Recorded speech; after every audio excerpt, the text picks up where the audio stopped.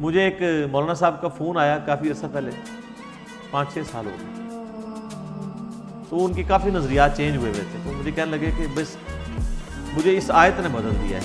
سورہ بقرہ کے سٹارٹ میں آیا نا، اہل ایمان کی نشانی ہے کہ وہ اپنی دیے ہوئے مال میں سے اللہ نے جو ان کو دیا اللہ کی راہ میں خرچ کرتے ہیں۔ کہتے ایک دن میں غور کرنے لگا کہ کیا میں بھی یہ کر رہا ہوں، تو مجھے پتا چلا کہ ہم تو لوگوں کے مال کے اوپر گزارا کر رہے ہیں، لوگوں سے ہم مال لیتے ہیں دین کے اوپر، ہم اپنی جیب ڈھیلی کرتے نہیں ہیں دین کے لیے۔ کہتا نہیں اس دن کے بعد میں نے پھر کوئی تنخواہ نہیں لی، میں فی سبیل اللہ ہی سارا کام۔ لیکن یہ کسی کو بات کلک کرتی ہے، اور جن کو سر کلک کی ہوئی ہے نا وہ پھر اللہ کے مجاہد بن کے کھڑے ہیں، اور اس روئے عرض پہ ان کی نمائندہ مثال تبلیغی جماعت کے لوگ ہیں، اپنی جیب سے لاکھوں روپے خرچ کر کے جاتے، کسی سے مانگتے کچھ نہیں، اور مولوی صرف یہ بات کہنے کے لیے تیار ہے نہیں جاہل ہے۔ وہ مولوی جو اسی محلے سے پیسے لے کے کھا رہا ہے، اور اس نے کبھی کسی محلے کے نمازی کو غیر حاضری پہ نہیں پوچھا اور بے نمازی کو گھر جا کے نہیں پوچھا کہ نماز کیوں نہیں پڑھ رہے، اور ایک بندہ رائے ونڈ سے چل کے پشاور میں جا کے اس کی محلے کی مسجد میں جا کے اس کے نمازیوں کو اور اس کے بے نمازیوں کو، جس کو اس محلے کے امام اور خطیب نے کبھی دعوت نہیں دی، دعوت دیتا ہے، اپنے پیسوں سے پیسے خرچ کر کے وہاں پہنچا ہے، وہاں بھی خود اپنا پکا کے کھا رہا ہے، اس کو کہتے ہیں جاہل ہے۔ تو تم یہ کام کر لو۔ قرآن اور حدیث کا جو اسلوب ہے وہ تو یہ ہے کہ آپ کو جتنا دین آتا ہے آپ نے لوگوں کو سکھانا ہے نا۔ واضح حدیث ہے صحیح بخاری کے اندر، بلغوا عنی ولو آیا، پہنچا دو میری طرف سے خواہ ایک آیت بھی تمہیں آتی ہو، تم نے، تمہاری رسپانسبلٹی ہے، کیونکہ یہ امت ایسی ہے نا، کنتم خیر امت اخرجت للناس تأمرون بالمعروف وتنہون عن المنکر وتؤمنون باللہ۔ یہ پوری امت دائی امت ہے نا، پوری امت کا کام ہے یہ۔ تو وہ چونکہ اپنی جیب ڈھیلی کر کے آئے ہوتے ہیں اس لیے وہ قدر بھی ہوتی ہے، تو جو جیب ڈھیلی نہیں کرے گا، جان اور مال اللہ کی راہ میں نہیں لگائے گا، اس کو کبھی بھی قدر نہیں آئے گی۔ تو اللہ ہمارے دوستیوں کی ایک نشانی بے نمازی ہونا، دوسرا اللہ کی راہ میں خرچ نہ کرنا۔ اب اس کا سائملٹینیس کنٹراسٹ ہے پورے قرآن میں، جہاں جہاں نماز کا ذکر ہے ساتھ ہی اللہ کی راہ میں زکوٰۃ کا خرچ کرنے کا بھی ذکر ہے، بلکہ اگر آپ اللہ کی راہ میں خرچ کرنے کی یاد نکالیں نا، وہ نماز پڑھنے کی ترغیب سے زیادہ ہے۔ پھر بخاری مسلم کی جو بنیادی حدیث ہے، اسلام کی بنیاد 5 چیزوں پہ، پہلا کلمہ، دوسرا نماز، تیسرا زکوٰۃ، چوتھا رمضان کے روزے، اور 5واں استطاعت ہو تو حج۔ تو زکوٰۃ یعنی اللہ کی راہ میں خرچ کرنا وہ ڈیٹم لیول کا ہے، ویسے تو جتنا مرضی خرچ کریں۔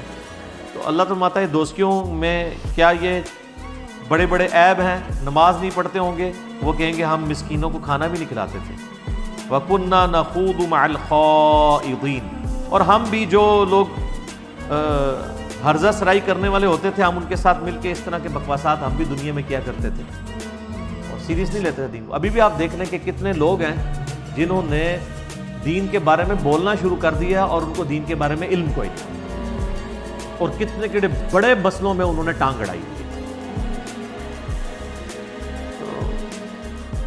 ہم بھی اس طرح کی عرضہ سرائی کرتے رہے، وَكُنَّا نُكَذِّبُ بِيَوْمِ الدِّينِ، اور ہم بھی جھٹلایا کرتے تھے روزے جزا کو، حَتَّى أَتَانَا الْيَقِينَ، یہاں تک کہ موت نے ہمیں آ لیا۔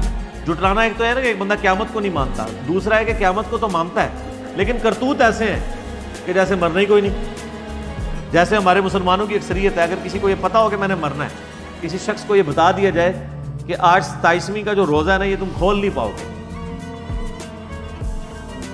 تو سر اس کے لیے تو دنیا کی بڑے سے بڑی نعمت بھی ہیج ہو جائے گی۔ تو جس سے آخرت کا یقین ہو، مرنے کا یقین ہو، تو وہ پھر اس طرح کرتوت کرتا ہے۔ تو یہ جو قرآن پاک میں آتا ہے نا، یوم جزا کو جھٹلاتے ہیں، ایک جھٹلانا سیدھا سادہ جھٹلانا ہے کہ میں آخرت کو نہیں مانتا، اور ایک یہ ہے کہ یقین تو مانتا تو ہے ہوں لیکن ویسا یقین نہیں ہے۔ بلے شاہ ایسا مرنا نہ ہی گور پیا کوئی اور، بلے شاہ ہم نے تو نہیں مرنا، یہ کوئی اور لوگوں کے جنازے اٹھتے رہیں کہ میں تو اسی طرح زندہ رہوں گا، یہ وہ والی چیز ہے۔